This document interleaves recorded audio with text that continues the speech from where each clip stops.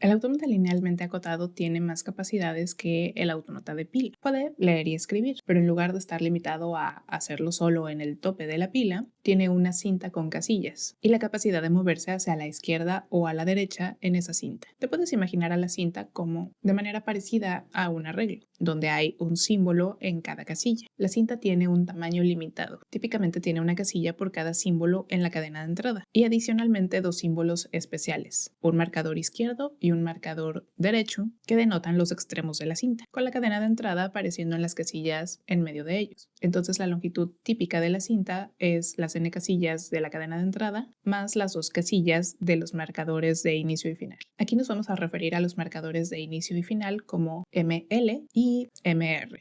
Marcador izquierdo y marcador derecho. Estos marcadores pueden ser cualquier símbolo, solo tienen que ser diferentes entre sí y no estar presentes en la cadena de entrada. El autómata se llama linealmente acotado precisamente por esta longitud limitada de la cinta, que es lineal con respecto a la longitud de la cadena de entrada. A diferencia del autómata linealmente acotado, la máquina de Turing tiene una cinta con casillas infinitas. Definimos al autómata linealmente acotado mediante los componentes a los que ya estamos acostumbrados: un conjunto Q de estados, un conjunto sigma de alfabeto de símbolos, una función de transición delta, un estado inicial llamado Q0 y un conjunto F de estados de aceptación, agregando adicionalmente el conjunto X, que es alfabeto de la cinta, y los símbolos ML y MR de marcador izquierdo y marcador derecho. Como puedes ver, es parecido al autómata con pila. El alfabeto de la cinta es similar a lo que era el alfabeto de la pila, solo que en lugar de tener un único símbolo que denotaba el fondo de la pila, como aquí tenemos una cinta, tenemos dos marcadores, uno por cada extremo. La función de transición del autómata linealmente acotado recibe cuál es el estado actual y cuál es el símbolo que se acaba de leer de la cinta. Aquí los denotamos con estado actual P y símbolo leído de la cinta X. La función de transición devuelve el estado siguiente Q, el carácter Y que se va a escribir en la cinta.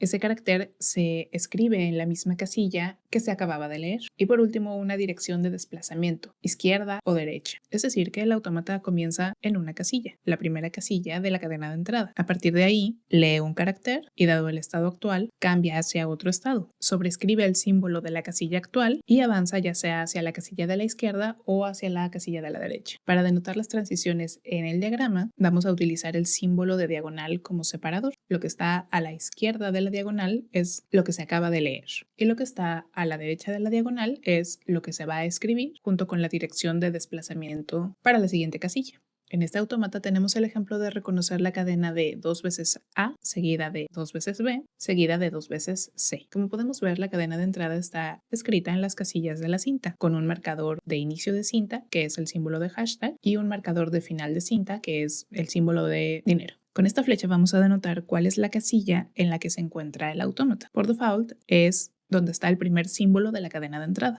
Este es el autómata que valida esta cadena. Veamos cómo opera. El autómata comienza en el estado inicial Q0. Estando en ese estado, lee el carácter de la cadena de entrada donde se encuentra la flecha. En este caso es el símbolo A. Y como podemos ver, Q0 solo tiene una transición con el símbolo A. Es una transición que va hacia Q1. Así que lo que el autómata hace es desplazarse hacia Q1 después de haber leído la A, y en la casilla donde estaba la A, el autómata sobrescribe un símbolo X y luego se desplaza hacia la derecha. Ahora el autómata está en Q1 y la flecha está en la tercera casilla de la cinta. Estando en el estado Q1, el autómata lee el símbolo A. En Q1 hay una sola transición posible con el símbolo A. Es una transición que dice que cuando se lee el símbolo A, la casilla se sobrescribe con una A, lo cual tiene el efecto de dejarla igual. Y el punto de lectura en la cinta avanza hacia la derecha. El autómata realiza esa transición y ahora el punto de lectura está en la casilla donde aparece la primera B. Nota que el autómata sigue estando en el estado Q1. ¿Cuál será la transición ahora? A partir de Q1, cuando se lee una B de la cinta, se debe sobrescribir con una Y desplazar el punto de lectura hacia la derecha, pasando al estado Q2. Nota que hasta ahora el autómata ha cambiado la primera A por una X y la primera B por una Y. Ahora el autómata se encuentra en el estado Q2 y el punto de lectura está sobre la segunda B. Q2 tiene una transición que dice que cuando se lea una B, se sobrescribe con otra B y se sigue avanzando hacia la derecha. De nuevo, esto tiene el efecto de dejar la casilla de la B igual. Y el punto de lectura avanza, ahora encontrándose donde está la primera C. El autómata sigue estando en el estado Q2. Cuando en Q2 se lee una C, la transición dice que la C se sobrescribe con una Z y se avanza hacia la izquierda. Es es decir, se retrocede sobre la cinta. Observa que hasta ahora hemos cambiado la primera A por una X, la primera B por una Y y la primera C por una Z. Y lo que el autómata está haciendo es comenzar a regresar hacia la izquierda. ¿Qué te imaginas que hará ahora? Si tu respuesta es que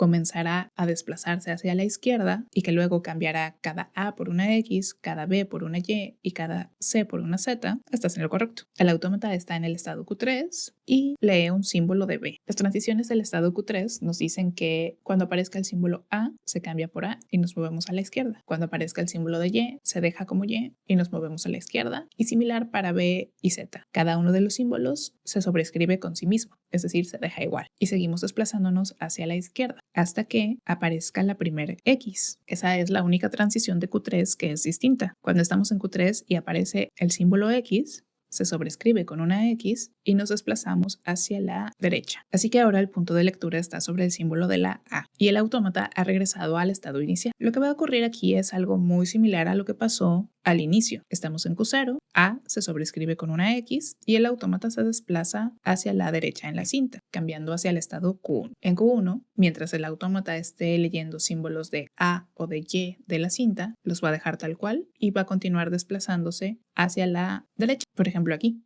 lee Y, la deja como Y avanza una casilla hacia la derecha. Después, estando en el estado Q1, lee el símbolo B, lo sobrescribe con una Y avanza hacia la derecha, cambiando hacia el estado Q2. En Q2, lee el símbolo Z, lo deja como Z y avanza hacia la derecha en la cinta, quedándose en el mismo estado Q2. Después, estando en Q2, lee un símbolo de C, la cual cambia por una Z y se desplaza hacia la izquierda, cambiando hacia el estado Q3. En Q3 se lee Z, se deja tal cual y se desplaza hacia la izquierda. Se lee Y, se queda tal cual y se desplaza hacia la izquierda. Nuevamente se lee Y, repitiendo esa misma transición, y luego aparece X. Como el autómata está en Q3, al leer X, la deja tal cual y se desplaza hacia la derecha, volviendo al estado Q0. Si estando en Q0 se encuentra una Y, la Y se queda tal cual y el autómata se desplaza hacia la derecha, pasando al estado Q4. La función de Q4 es verificar que todo lo que quede en los caracteres de la cinta sean solamente Ys y Zs, avanzando hacia la derecha y manteniéndose en el estado Q4. Así que el autómata lee Y, la deja tal cual y se desplaza a la derecha. Lee la primera Z, la deja tal cual, se desplaza a la derecha. Lee la última Z, la deja tal cual, se desplaza a la derecha y finalmente lee el símbolo del marcador derecho de la cinta, el que indica que ya se llegó al final de la cinta. Con eso el autómata pasa al estado Q5 y la cadena queda aceptada. El punto de lectura queda en la última casilla de la cadena de entrada.